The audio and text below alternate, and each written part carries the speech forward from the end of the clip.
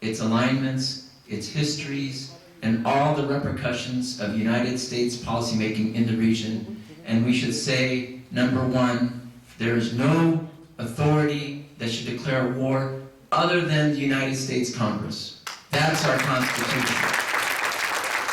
Not the President, and not John Bolton, and especially not John Bolton. He is going to just create more harm and suffering. And the three areas that we should look at when it comes to war: it will create more extremism, it will create more sectarianism, and it will cost more American lives and taxpayer money. Are we ready? And the question to all Americans, are you ready for that or not? And if you are, you better know what you're talking about. Come and listen to us. I suggest we do this in August during the recess. Invite all the members of Congress and the senators here at Iman. And the final thing, I don't like any Middle Eastern government. I can't stand them. But it's not my job to replace them. It's the people there who have the right to replace them. It's the Iranian people's right to do what they have to do in Iran. Not my job, not the president, not any foreign, because that will only undermine the Iranian people's movement for self-determination. And there is no American policy that will be right unless and until it involves the participation of the American Muslim community, because we have information to give to our policymakers. So with that, we have homework. I look forward to working with you, Dr. Namazi Khan, my interfaith colleagues, and especially my esteemed member of the U.S. Congress, the Honorable Maxine Waters. Thank you so much. Well, there's no such thing as a free lunch, but I'm not even going to have lunch, so I will have to leave. But thank you very much.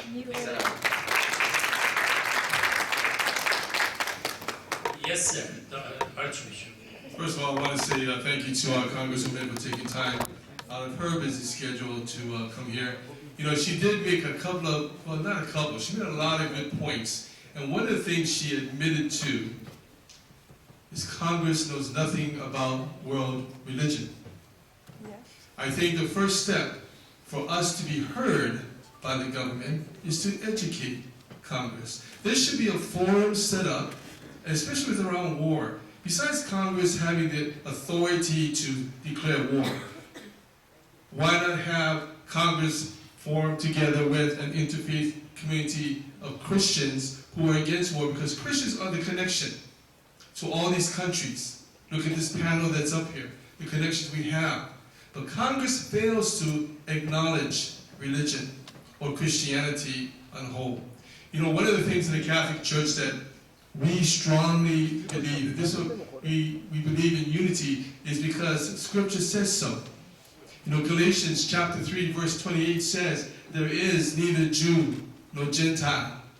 There is neither slavery or free. There is neither male or female, for we are one in Jesus Christ. And this is important with Congress to know. I know I've dealt with Congress, with my constituents back in Hawaii. I've gone to their offices. Their hands are tied. The first thing I hear is, well, there's this thing about state versus religion. You can't combine it. But that's the problem. Yeah. Because if Congress cannot understand or know anything about world religions, how can we be heard to stop war? How can we be heard to prevent terrorism or bigotry or racism? So Congresswoman, I thank you for bringing that knowledge to us. And I ask you to please let Congress know we're here. We're here to help. And I agree, the president should not be declaring war. He doesn't even know. If he wants to declare war in Trump Towers. That's what he should do. Thank you. That will end up with divorce. Okay. The question that I have right now is, tell us what part of your religious book, Torah, Bible, Quran, you like the most, and talk about that part. That's easy question. That is an easy question. I mean, it touches upon what we've been talking about so far, which is the fact that religion does have a role to play in public life. Religion should not be linked to or tied to the government, and I do believe that the American tradition of separating church and state is important, particularly for the protection of the minority religious communities. But that does not mean that those of us who are people of faith shouldn't bring the faith that we have as a moral basis for the public policies that we believe should be implemented. So one of the things that's most important to me as a Jew is the fact that on Yom Kippur, on our holiest day of the year, we get chastised. We get chastised by the prophets, who are basically saying, everything that you are doing in this space, the fact that you are showing up to fast, the fact that you are showing up with your prayers, that is all good and well. But if that stops here, then it's empty. I don't want your fast. I don't want your prayers. What I want is for this religious process, for this spiritual growth and transformation to shape you in who you are when you step outside of the sanctuary. That you are to go out there and you are to feed the hungry. That you are to go out there and you are to clothe the naked. And I think that religion at its best strengthens us and shapes us to go back out into the world and to bring a moral foundation, not just for ourselves and how we want to function as individuals in society, but as what we want to do to hold society accountable for the standards that we set for ourselves.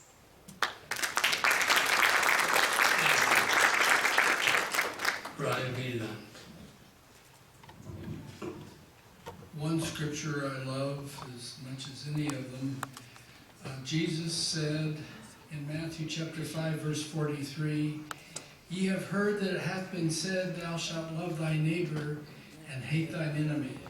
But I say unto you, love your enemies, bless them that curse you, do good to them that hate you, and pray for them which despitefully use you and persecute you, that ye may be the children of your Father which is in heaven. For he maketh his sun to rise on the evil and on the good, and sendeth rain on the just and the unjust. For if ye love them which love you, what reward have ye? Do not even the publicans the same? But if you salute your brethren only, what do you more than others? Do not even the publicans so? Be ye therefore perfect, even as your Father in heaven is perfect." Perfect in what way? In loving our neighbor. That's his command to us. Thank you.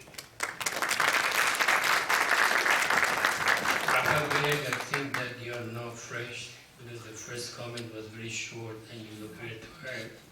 You have to make it up for the last part too. Okay. I'm tempted to go into other areas. Let me say that there is an important confluence with the holiday that we will be celebrating this coming weekend, which is the holiday of Pentecost, or in Hebrew, Shavuot.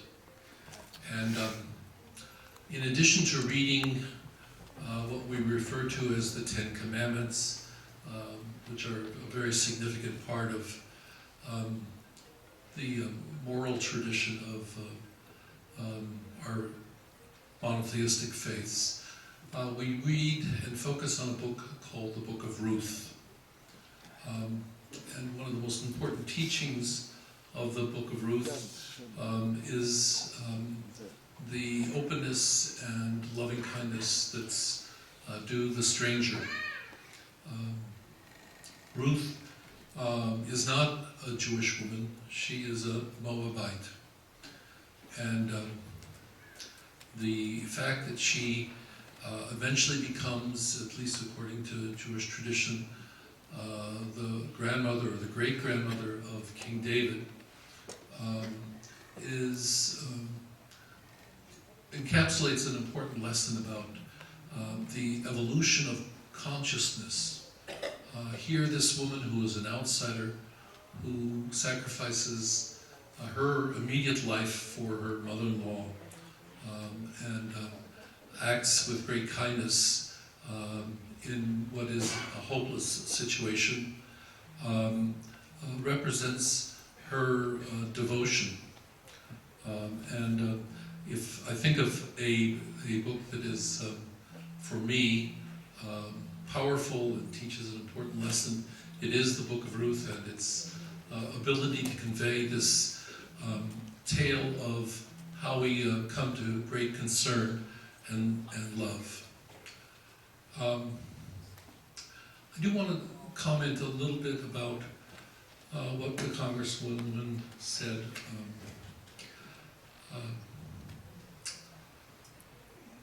We have a very bad actor in the person of the president, but we have a certain responsibility before this person got to be the president.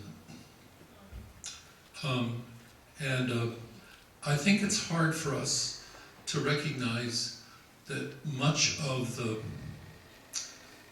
things that we face in the Middle East and that we face in other parts of the world are certainly happening in faraway places, but they're authored here in America. For those of you that have a long memory, I spent 10 years of my life trying to stop the gambling operations that take place in Hawaiian Gardens. This is the effort to stop a man by the name of Irving Moskowitz. Well, eventually God has taken him, so he is no longer there. But millions of dollars of money, under the guise of being money that is given as charity, flows into one corner of the Middle East to create the settlers that are a great impediment to the Palestinians. Now, I know something about just that one little corner, but I suspect that if we had an honest examination of other charities, other kinds of support, we would discover that around the world, many of the difficulties that we face are really connected to groups that support these kinds of difficulties throughout the world. For the last 10 years, I've been working in a place called Poland. It's a country. For all the progress that the Catholic Church has made since Vatican II in terms of opening its heart to the Jewish people, it's clear that the Catholic Church in Poland is a different entity. They remind me of the people under the no smoking sign that puffing away on their cigarettes. The church in Poland is a profoundly anti-Semitic organization. Are there exceptions? Thank goodness there are exceptions. We made a movie about one of the exceptions, a profound Catholic by the name of Bogdan Białek, religious Catholic man. But I'm struck by the fact that the Poles who live here in America are generally part of the people that support that backward Catholic Church.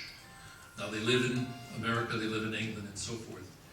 And I think it behooves each and every one of our communities, the Iranian community, and I don't know anything about it to give specifics. But I do know that the expat communities that exist in this country are often involved in creating some of the difficulty that is going on in the Middle East. And I think that that is a concern of mine, and that I don't want us to feel too comfortable with blaming the Republicans or blaming Trump. I think we need to look at our own communities and ask, where are we involved, where we should not be involved? Where are we supporting the bad actors? And of course this requires careful examination. I would offer the website, which we kept up as an example of an attempt at least to do the research for how this was approached.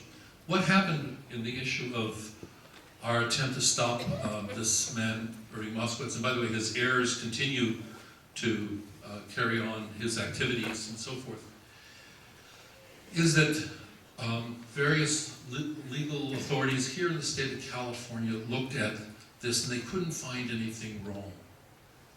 And this was not far away, it was not distance. The people that couldn't find anything wrong were the sheriff of LA County. The people that couldn't find anything wrong was the Attorney General of the state of California, Mr. Lockyer. The people that couldn't find anything wrong was the governor of the state of California. Now, I think that's where these problems begin. Now, I only know about this one place, but I suspect that we aid and abet these kinds of things, and that we need to pay attention to them. Yes, Mr. Trump is a major problem, but I think his main thing is to distract us. Will he go to war? Yes, he'll stumble. There's a good chance he could stumble into war, and that we would be in a war that nobody wants. But I think he's also able to distract us from these kinds of problems that need to be addressed locally. I come back to the book of Ruth, where Ruth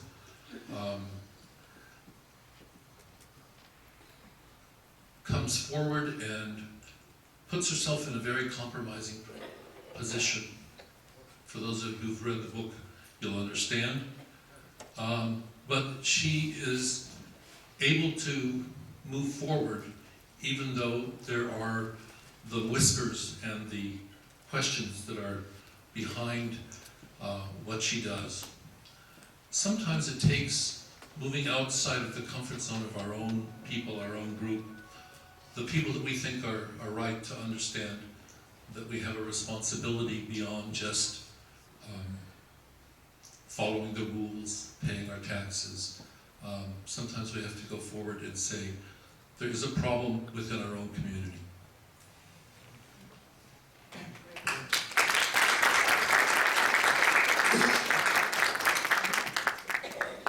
We pause a few minutes for Congressman to leave.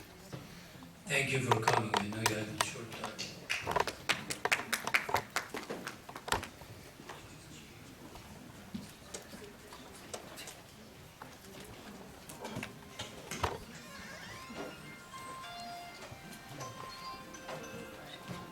Okay, Aziza.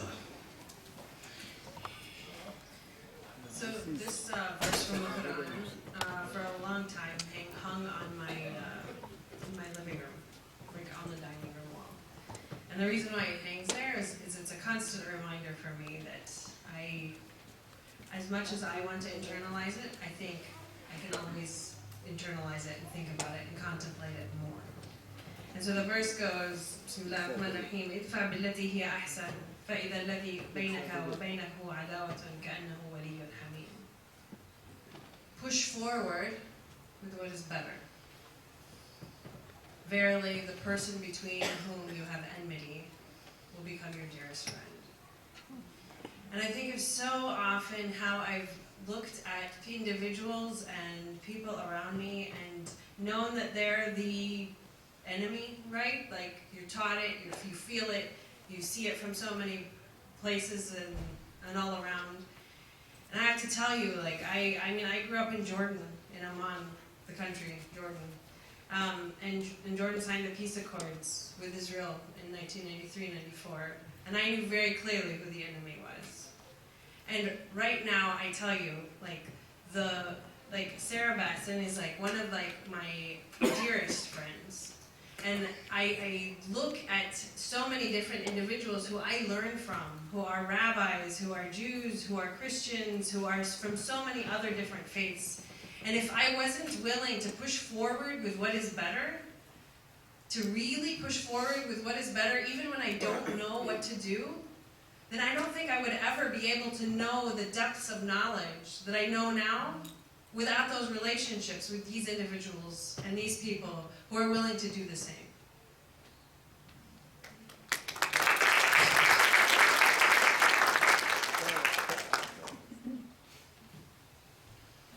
Being from Hawaii, the Hawaiian language has been very melodic. And for a long time, people could not understand some of the, as we say, olela no iau, the wise saying, and what's actually written. But there's one that has been not only in my family, but actually has been strong in the ecumenical Catholic movement. And it goes like this: E ho'olohe, e lohi mai i ki kumu, e pa'akawaha, e hana me kalima. He says, listen to your strength, which comes from God. Not only work with the words that come from your mouth, but together with your hands in peace. It's important that we remember that. For me, for scripture, one of my favorite scriptures is actually John chapter 7:24. And in the gospel, it's very simple. It's very simple when it says, stop judging by mere appearances, but start judging correctly. And that's what we all must do, wherever we are. And I want to end, I found when Steve was going through scriptures, I found one of my favorite people I like to read, and I used to always admire him, was Winston Churchill. For two reasons. One's a funny reason. The funny reason because he reminded me of W.C. Fields. If any of you know who W.C. Fields is, Winston Churchill just reminded me of him by his stature and the way he looks. But he had some very profound statements. And one of the things he said was, sometimes it is not enough to do our best. We must do what is required. Thank you.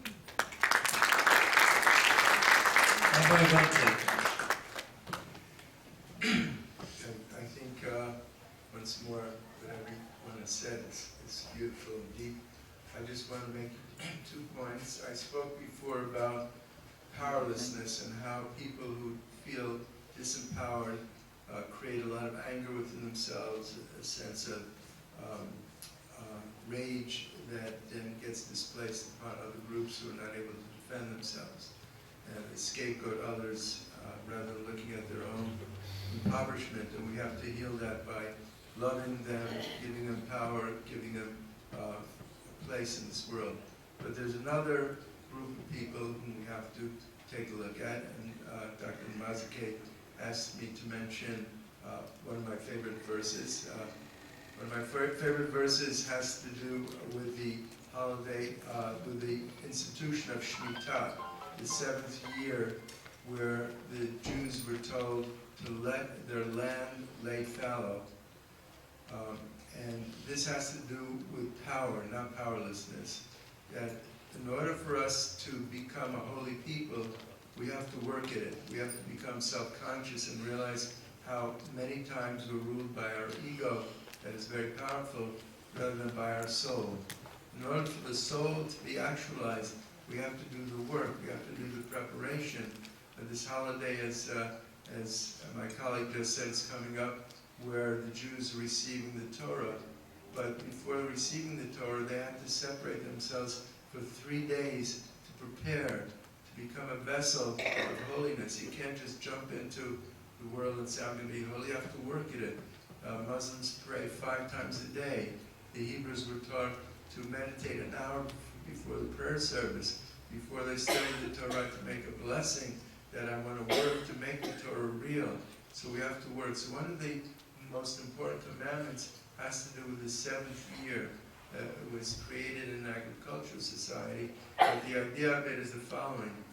Every 7th year, or every 7th day of the week, we have to remember who we are, that we're souls within a body. We're not just working for our ego and getting lost in our work and forgetting what we're truly here for, which is to be a holy people. which is to do the work of God, which is to make our decisions based on what our soul calls upon us, not just our ego. So Shemitah says, let the land lie fallow, let the land revivify, rest, and be committed to understand that you're not truly owners of the land. The land belongs to God. And therefore, when we come to attach to the land, we get out of control and we can destroy the whole planet. We don't care what we do to the land because we think the land belongs to us. The land belongs to God. Thirdly, from an economic point of view, when we think we own the land, we begin to want more land and more land and more land. We destroy others in the process, and our ego is totally out of control. What we have to do is to try to control our ego. There's a story told about two people who came to a rabbi, a man named David and a man named Moses, and they were arguing about who this land belongs to. David made a great argument. Moses made a great argument. The rabbi didn't know what to answer. So he said, let me ask the land itself. And he put his ear down to the land, and he heard the land says, the land belongs to me.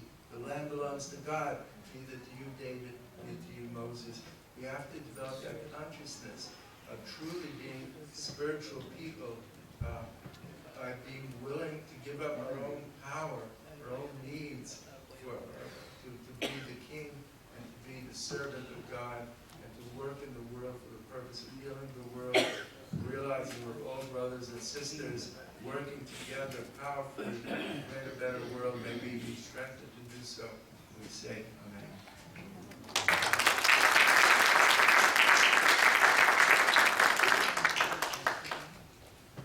So did you want to continue? Well, thank you to all the panelists. It's rich to be up here and listen to you. As a Christian, to love my enemy and forgiveness are powerful things for me to contemplate and to pray about. And both of those are within the scope of prayer. So when I am praying, bringing my enemy into the prayer and allowing God to work on that. And in forgiveness, moving that through prayer and giving that to God to work through me, with me, in being forgiving. And one of the scriptures I love is be wise as a serpent and harmless as a dove. For we need to be wise, and we do need to be nonviolent and harmless and forgiving and loving of our enemy, which challenges us and challenges our enemy. Thank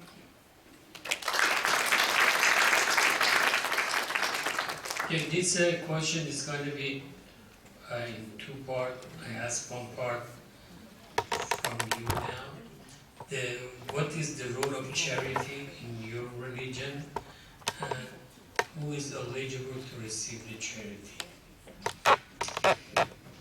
Judaism does not have a concept of charity, period. We have a concept of tzedakah, which the roots, tzedakah, sadaka, right? The root is about justice. So even the linguistics behind it is tied to the idea that this is not something that we give out of our own free will because we are good people. This is something that we give because it is right, because it is demanded of us, and because that is what creates a just society for which we are all responsible for. So that's the first thing. The second thing is that we have a concept of mipnei darchei shalom, for the sake of paths of peace, that for the well-being of the larger community, we are supposed to bury the non-Jewish dead and the Jewish dead. We are supposed to visit the non-Jewish sick and the Jewish sick. We are supposed to feed the non-Jewish poor along with the Jewish poor. Now you might come at this from kind of a cynical mindset. Oh, you do this, Mibnei Darkei Shalom, because it creates peace, and therefore, according to most of Jewish history, if you didn't have a peaceful, larger environment, it didn't go so well for the Jews. But I think that Mibnei Darkei Shalom isn't just about self-interest. It's about creating a larger vision for society. The difficulty is that we really have to combat that impulse that only makes us want to look out for ourselves. And there's a scholar, Yossi Klein Halevi from the Hartman Institute. I don't agree with everything he says. He's actually pretty conservative on a lot of things, but he gave this one framing that I think is really helpful and categorizes the way that I think many Jews understand themselves, which is that he said there are Passover Jews and there are Purim Jews. So what is he talking about? Passover Jews really relate to the story behind Passover, this holiday where God freed us, and because we are freed, because we are no longer slaves, we now have the obligation to make sure that others in this world do not suffer. We take our individual, collective story of suffering and say others won't suffer because we know how bad it is we suffered ourselves. Purim Jews have a more inward focus. Purim Jews take the story that somebody has tried to kill us, somebody will rise to try to kill us again, and if nobody looks out for us, nobody else is going to look out for us, so we have to look out for ourselves. And I think that if only the Purim Jew mentality wins, if we are only looking out for ourselves, ultimately we create a world in which only groups look out for themselves. And it's increasingly fractured and it's broken. So this idea of creating a just society, Mibnei Darkei Shalom, that you look out for somebody else as you look out for yourself, that is about ensuring your own safety and security. It's about ensuring somebody else's safety and security. But most importantly, it's about creating a society that is whole and that is just and that is a reflection of what God actually demands of us.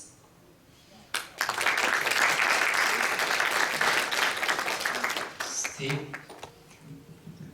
I think the reason I've raised this question is because this is month of Ramadan for Muslims, the month of the fasting and charity, and now I'm asking you about fasting. Okay, well, you've got different topics. Yeah, I said that. But your fasting is according to the charity, I know that. Yes, yes. Well, as a member of the Church of Jesus Christ of Latter-day Saints, we fast. We're fasting today, in fact. In fact, we're double fasting, my wife and I, because we fast Ramadan. This is the 8th year that we have fasted 30 days of Ramadan. And I have to say that one comment I would make about fasting is that it's very difficult. It's very hard, especially this time in the evening after about 5 o'clock, when you're droopy and you're very thirsty and you're very hungry, and it's a challenge, but we've only got one more day of fasting, then we can celebrate.